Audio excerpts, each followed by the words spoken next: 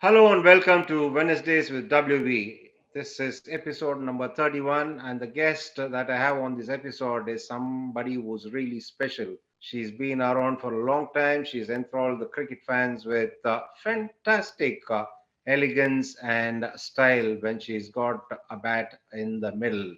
She is obviously won a lot of accolades, and being the ICC Cricket of the Year is one of them as well. She's been around for a long time, and definitely she is one who's going to regale you and enthrall you even in a conversation with me.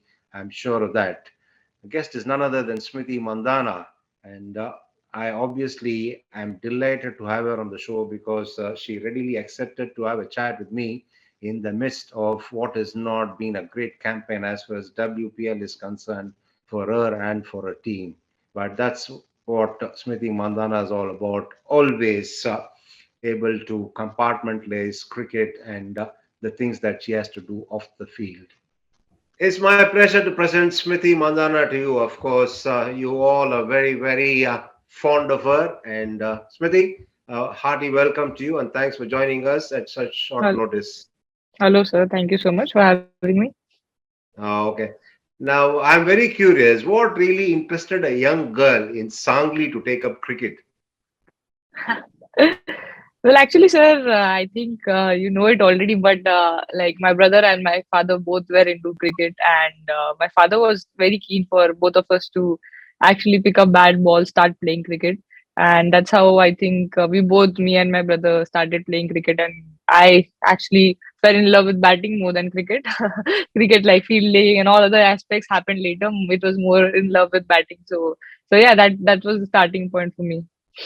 Yes, in Sangli, the opportunities to play more matches and the infrastructure might have been limited. How tough was it as you scaled the ladder? Well, sir, I think I would say like a lot of people ask me this that small city and it would have a lot of impact. But I would say that I was a little lucky one. I was the only girl there along with 100, 200 boys practicing. And then I used to get that special attention from the senior boys and the coaches, extra batting, extra practice, whatever I wanted in terms of batting. So I would say that being the only Maharashtra player at that particular time in Sangli, not many were playing for Maharashtra. So got that more attention. Maybe in metro cities, I would have not gotten that much in terms of I would say net practice. Of course, infrastructure is definitely different in terms of wickets and all that.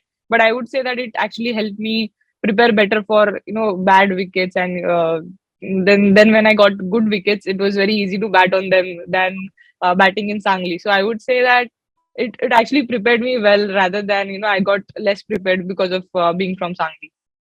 I want to hear this because you had told me this. That's why I asked you this question. This is for the others. When you don't have good wickets to practice on your way up, you tend to do well when you play formal cricket. That's the takeaway from this answer. I remember seeing you in indoor in 2015. I was commentating. I saw you play a few shots, which were really impressive. How much things have changed since then?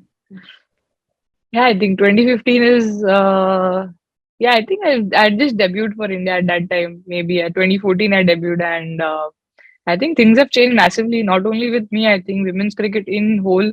Like as sir, you have been part of the team for 2 3 years, and you know that how things have changed in terms of standards of international cricket, standards of the game, how it is played, and of course, the people watching it and interested in women's cricket. I think in those terms, things have changed massively.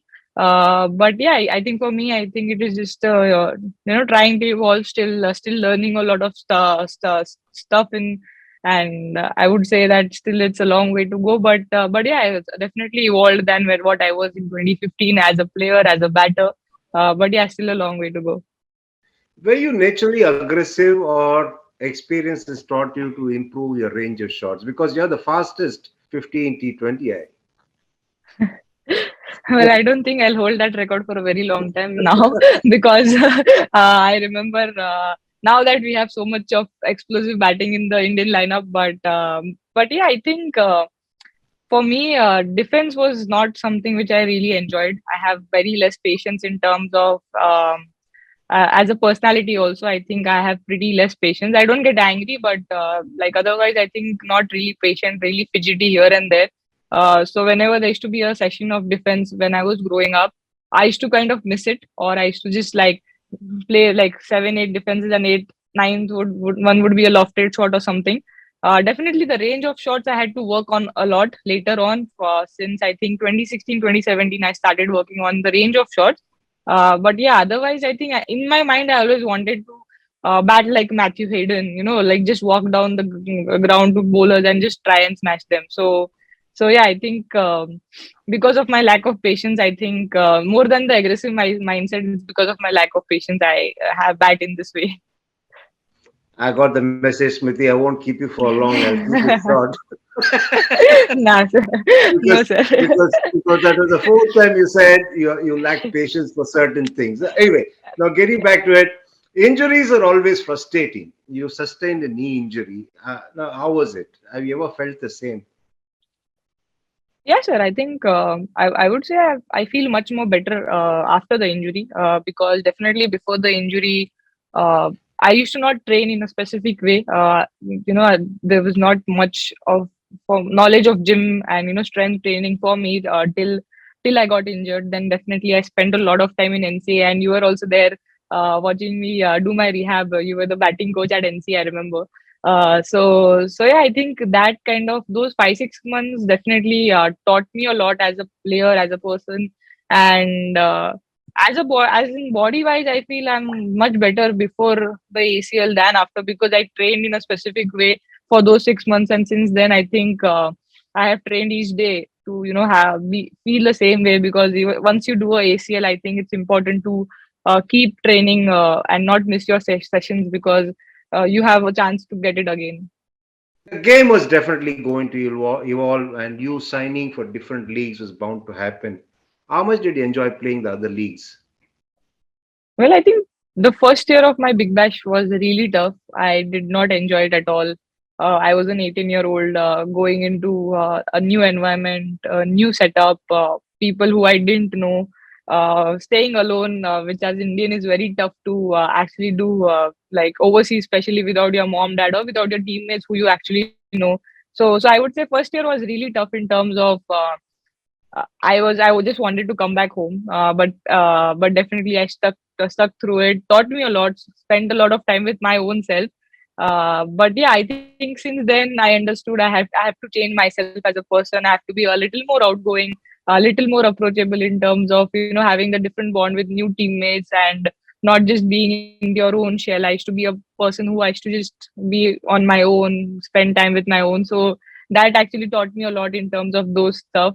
And I think more than cricket, playing different leagues changed me as a person and a player other than the ground field also a lot. Like, of course, it made me a much more confident batter, but I would say more impact it had was on me was as a person, that I evolved a lot. I became a lot more mature after spending those time alone away from your family. Yeah, I remember I almost cried every second or third day when I went for first year of my Big Bash. But yeah, later on, I think now I'm pretty used to it and I enjoy it now. Yeah, that is the thing people sort of overlook, isn't it? When you talk about adaptation, they think it's only got to do with cricket, but you need to adapt a lot off the field, isn't it? Yes, definitely. I think, especially as being part of Indian team for 4 5 years, at that 3 4 years for at that particular time, I had become like very comfortable in the environment around the same teammates, same support staff. So you kind of know what's going to happen. But when you change the whole setup and you go into a new setup, it's just like you're starting your career again. So it's just like wherever you change a team, you actually start your career again, and you have to prove yourself again. So that maturity and that like in your mind, for you to be that evolved, I think that actually teaches you a lot as a player. Yeah, compared to WBBL, Kia League has got its own set of challenges. For starters, the weather in England can be really unpredictable, and that can really sort of be a dampener, isn't it, to your spirits? Yeah, definitely. I think, but like England is a place I really love in terms of weather. I like a little colder weather than like it's just more easy on the body, and you can go out for long walks. So I definitely enjoyed a lot in PR League as well.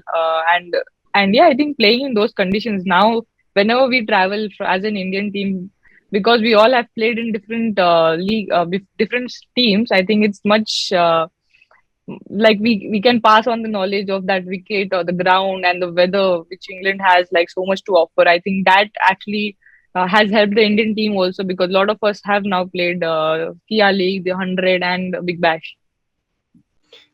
WPL is finally arrived. Things have gone differently to what people thought, hasn't it? It's been a tough campaign. Yes, definitely. Yeah, I think to start with, I think first and like to have a tournament WPL, I think we all were really waiting for. Definitely, really happy that it's kick-started, and it's received so much love from the audience. But yeah, I think for RCB and for myself, things didn't go. Especially for the first 5 games, it didn't go the way we wanted to. Definitely, we did come back a little late now. For the last 2 games, we did play a good brand of cricket. But yeah, I think of course that's cricket, and I feel it's a great teacher. That's one thing which I always believe, that cricket teaches you more than anything else can. And for this team and for my own self, definitely we'll learn lessons from this season. We have another one more match to go, and yeah, we'll try and rectify them as a player, as a team, as a captain, and we'll try and come back harder next year. What is it like to lead a side full of Top Guns? Well, definitely, the turnaround for us was for all of us. The whole, was very quickly. I would say, like we came from the World Cup, and in I think within 3-4 days, we were about to play our first WPL match. So definitely a little more time in between both tournaments, so that we could all come together would have been really helpful. But nonetheless, I think have to have them around. Definitely, first 1 or 2 matches it felt a little different, but the way, the kind of experience they have, it was just very easy. It was just all about me having that sort of a conversation with them. There was a day after the first or the second match that I spoke to all the overseas one on one for an hour or two, just not about cricket, just chill conversation, so that we know what we know exactly what we are thinking, and so that that bond is there on the field. But yeah, to have them around is just amazing. I have always mentioned on the ground as well, that the kind of environment they have kept even after the 5 losses is amazing to see. Like, I haven't really seen a team, you know, losing 3, 4, 4, 5 matches and still having the kind of positivity the team had. So that actually has a lot. They have a lot of big role to play, because of their experience. They kept it. They kept all the girls going. They kept all the domestics going. So yeah, I think it's a privilege to lead all of them. The pitches have been really good. Would you bat for the boundaries to be bigger? Let's not talk about things based on current form. Generally, would you like the boundaries to be bigger? Sir, I'm a batter. I would I would never want it to be bigger, but I would not. I would say that for this year, the consistent size was around 55, 60, which is good to start with for the first season of WPL. And definitely the wickets and the outfield have always been amazing at DY and CCI, and that's why the big totals are on the board. But yeah, I think eventually, as the game goes, and the international standard also improves, definitely we can think about going till 65. But yeah, I think to start with, the boundary sizes are pretty fine, I think, as a batter especially. I would have, I would have been surprised if you were to give me a different answer. My next question is not about criticism. You know me well enough. Off spinners seem to have got a number in the WPL. What is it? Coincidence or psychological, or is just temporary phase? Well, I would say definitely, temporary a little bit, because when you keep getting out to a bowler, when you get out to a particular bowler twice or thrice, definitely as a batter, even if it's not an off spinner, if it's a left arm spinner, it's a leggy or it's a pace bowler. So if you get out in a particular way, there as a batter, I think you kind of think a little about it, not which you shouldn't, but I think it's human nature to think. And And yeah, I think the same thing had happened to me, I think 7 8 years back in under 19 setup, and then I had to go back and work a lot on those sort of things. But yeah, definitely, I think as an international batter, you have to accept that sometimes when you get out twice or thrice to same bowler, people are going to talk about it. And but the fact is, of course, I'm playing for last 9 10 years. That not that I haven't played a off spinner before, and that now that I have suddenly forgotten how to play an off spinner. But yeah, definitely the stats are showing differently, and it does play a little on your mind as a batter. But yeah, it's about trying to eliminate those thoughts and trying to play your natural game. So yeah, it's a small little battle within your own self. But yeah, I think, as I said, I think cricket is what teaches you, and definitely I'll take a lot of lessons from this and try and work on my own self and my own self as a batter much more and come back stronger. Left-handers, many of them, can provide a lot of excitement, a lot of entertainment, but they can equally be frustrating at times. Your views on it? Well, you're a left-hander, sir. I don't, How about but your views? My views are different. definitely left-handers to watch is amazing. Like, of course, I've grew up watching Sangakkara sir, Ganguly sir, Hayden sir, and but yeah, I think as an opposition, I really hate left-handers batting because firstly, you have to really run a lot in the field. So yeah, I always hope that the left-hander actually gets out. Especially with the Australian setup, they have 2 3 left-handers, and then it's just so much to always run around in the field. I think in that terms, I really hate left-handers, and that's a very weird thing. Though I'm a left-hander, but I never want a left-hander from the opposite team to actually bat. Big, not because they are a left-hander and they are similar to me, just because I do not want to run so much on the field. If ever there was any indirect compliment given in life, it is this.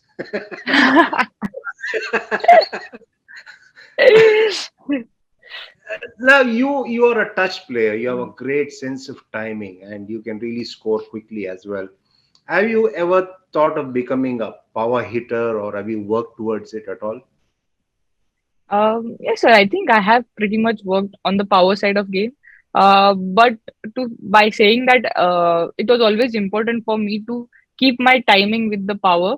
Uh, of course, I've practiced a lot of lofted shots and all, but yeah, I have always in my mind to keep the timing going, because I think once there was a phase in my life where I was trying to do power hitting, and I was losing my shape and my timing, and I couldn't really hit the ball. And when I actually relied more on timing and being in a good shape, I was hitting much more further than what I was doing only with power. So that kind of made me realize that of course you can have a power game, or you can score at a 200 strike rate with a good technique, a good timing, and just relying on your shots rather than doing something new. So I always wanted to be a power hitter who could hit a 90-meter six, but now I know that you know a 70-meter or a 60-meter six also gives you 6 runs and not 8 runs. That's what my brother had told me when I was trying to hit 90-meter sixes.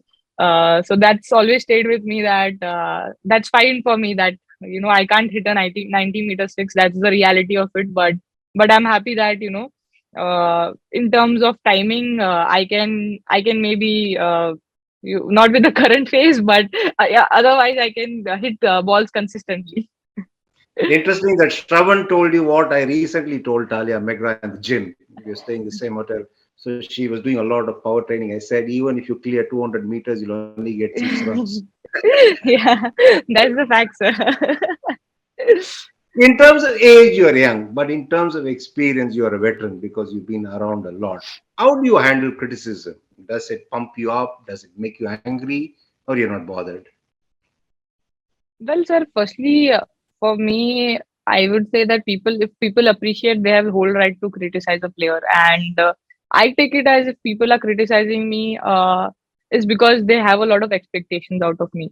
So I really take it very positively, because if you don't actually expect someone to do well, you wouldn't really bother to say bad things or negative stuff about it. But saying that, I wouldn't say that I go on and read or look out for criticism and see, okay, let's go. I'm not that sort of a person that will charge me up and I'll be like really mad at.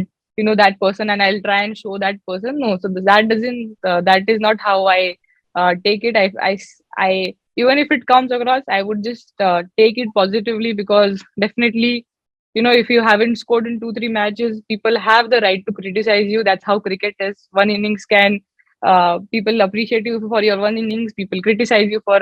So I think I have kind of accepted the criticism, and I think that was very important for me to have that sort of a feeling where I accept it. Because sometimes if you run away from it, it's very hard to like face it. So I have just accepted that it's gonna come. If people are appreciating me extra, people are gonna criticize me extra. So I think, sir, for me it is. I just take it as okay. Chalo, let's go out tomorrow. Work a little more harder. A little more harder on your batting, on your gym, on your running, and yeah, that's what is in my hand. I can't really go out there with the mission of okay, I'll abhi inko chup bithana hai, or that's not me, sir. Okay, you know what I think of numbers and results, what I look at anyway in terms of numbers and results. How do Yes, you sir. think? How do you think you're done as a captain for RCB? Well, definitely we've lost first 5 matches out of the No, seven we've leave played. the results. Now, what I'm trying to get at is what is it that you make out of your captaincy? Sometimes you could do a Well, lot of things right, but results may not come. well, yeah, definitely. I think, of course, I wouldn't say that I have done everything perfectly fine as a captain, or that is not one thing which is there in me, that I'll be like, okay, I was correct. We just didn't do that. Okay, there are few mistakes, maybe few calls which have gone either way. Maybe there might be decisions which I took would have gotten me a wicket. Maybe went up for 20 runs or 15 runs.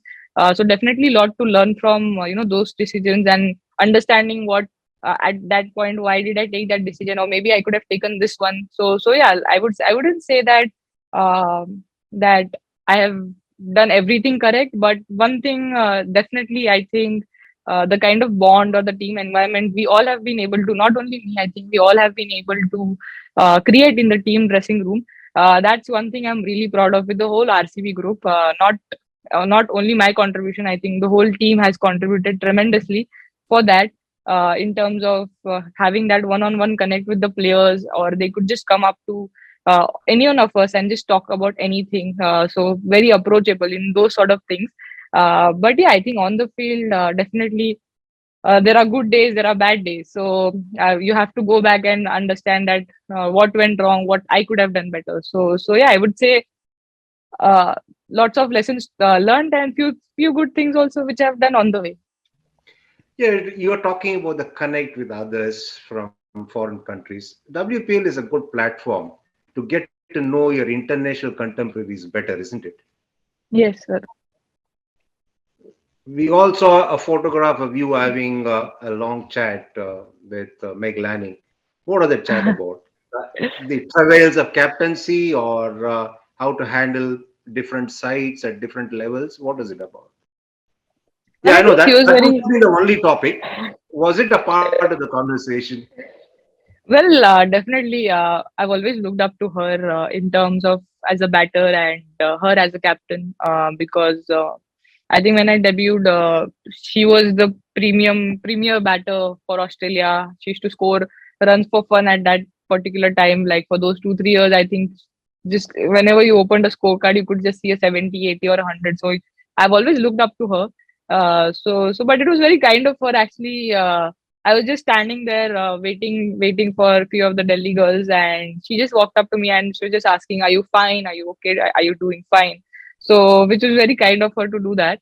And yeah, I said, yeah, things are tough, but yeah, lots of lessons to be learned. And she kind of made that approach, and we started talking about batting and how cricket can be cruel at times, how cricket is amazing at times, and those sort of experience where she's also gone through a few similar patches, and then how captainship and batting, when you're even expected to score a lot of runs, and also lead a side. I think she has been in the similar boat for Australia for a very long time. So I also asked her that how do you actually manage when when things are not going well the way you planned. And she was very kind enough to have it. I think it was just an amazing two cricketers like having that sort of a conversation where, okay, she has also gone through and what I can work on. She said few things about my own batting which she noticed. And yeah, I think it was just an amazing conversation to have. From a person who you always looked up to your stress buster, Jemima Rodriguez.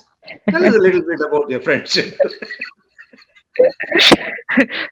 Well, sir, I think there's nothing there left to say about our friendship. uh, well, I think yeah, we've just grew like more than friends. It's just like a more of a sister bond now. And we both know each other very well in and out in the team also. That what makes me happy, what makes me sad, and if she's sad, what I have to do. If I am sad, what she has to do. So that sort of a thing more than the what people see on Instagram, the banter, all that stuff. I think that is very special to me in terms of we know that how do we actually enjoy each other's successes, or if one is actually scoring and one is not scoring, we both exactly know that how do I balance it out now? How do I still keep it light? And what conversations to have. As I think cricketers, it's very hard to do that when maybe you have scored and your friend hasn't scored, and how do you maintain the conversation in the room, or in the other way when you haven't scored and still you have to be very happy for your friend scoring. So I think that we have kind of found the balance, and that for me is very special more than the laughter bit and the fights which we have for the verbal fights which we have for no reason. She's enjoying herself to the fullest, as always. What do you make of her dance moves on the boundary line? Now, I want to hear about that well now. Well, I was off social media for a while. Just watched few clips of her doing doing that steps when she was taking a catch or trying to cheer up. But I'm happy actually she's doing that because that's her personality, and that's her as a person. She was definitely going away from it for last 2 3 years because of the things which were not going in her favor or what people were speaking about. And I'm very happy that she's got back to being herself again, kind of expressing what she feels, and not trying to be a different person. So from a friend part of view, I feel like she's being Jemima Rodriguez now and not someone else, or trying to show someone else. So all those dance moves and all, for me it's like, okay, nice. She is really enjoying, and she just wants to go out there regardless of her batting performance. She just wants to just be there and enjoy the moment. For me, I think that is very cool. It's fantastic you say that. You say that Jemima is Jemima herself, uninhibited. That's another thing that will come out of this WPL, isn't it? All the girls will learn to be their true selves, which is very important for them to succeed. Yes, sir. I think that has been like, I think, massive takeaway from the men's IPL. Of course, that because of a lot of things which what men's IPL has done for them. Definitely, WPL also will give the platform to the girls to express themselves. Fight for their own selves, and I think play cricket the way they want to play. I think they wouldn't worry about other things in their life because they're going to be a lot more stable after WPL. So that is one thing which is a big takeaway from WPL, apart from the glamour which will come with it. But other than that, I think that's a big takeaway for me. When you see Smriti Mandhana in 5 years' time, Well, I think, sir, you know that I am not a person to think so much ahead. Definitely, I have a lot of goals to be achieved as a player. But yeah, sir, 5 years is still a long way to go. I would like to just go back after the WPL, work on my own self, and come back to my own self again. That's a major goal now for me. But yeah, I think 5 years, hopefully, maybe a World Cup or two, having in my hand, that would be great. And otherwise, as a personal milestone, I think that happens how things are meant to happen. But I would just say the World Cups would be cool if I have one or two. How many ever are there scheduled in this next 5 years? nothing would please me more than that happening, Smriti. One or two or three World Cups, whatever the number is. I would Yes, be sir, very for happy sure. to see you see you bring back the silverware to India. I'm sure. But what I must say is that in the time frame that I've not been constantly in touch with you, there is a remarkable improvement in many ways in you. I see that for the Thank good. you, sir. Coming For from the you good. means a lot. Definitely for the good. And thanks a lot, Smriti. That was kind of you to talk to us in the midst of a tournament, especially when things are not going your way. And wish you all the very best in Who whatever can you say are. a no to you, sir? That's kind of you, Smriti. Thanks a lot, and I really appreciate you joining us. Thank you so And much, sir. there it was, Smriti Mandhana, as always, cheerful and smiling about whatever happens on the field. And that is one of the special things about Smriti Mandhana. She does not always mix what happens on the cricket field with the activities of the field.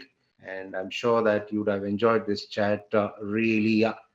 And I look forward to having your company in the future episodes as well. But before I sign off, I would like to request for those who tuned in for the first time to have a look at all the earlier episodes by logging on to the Sportstar handle on the YouTube.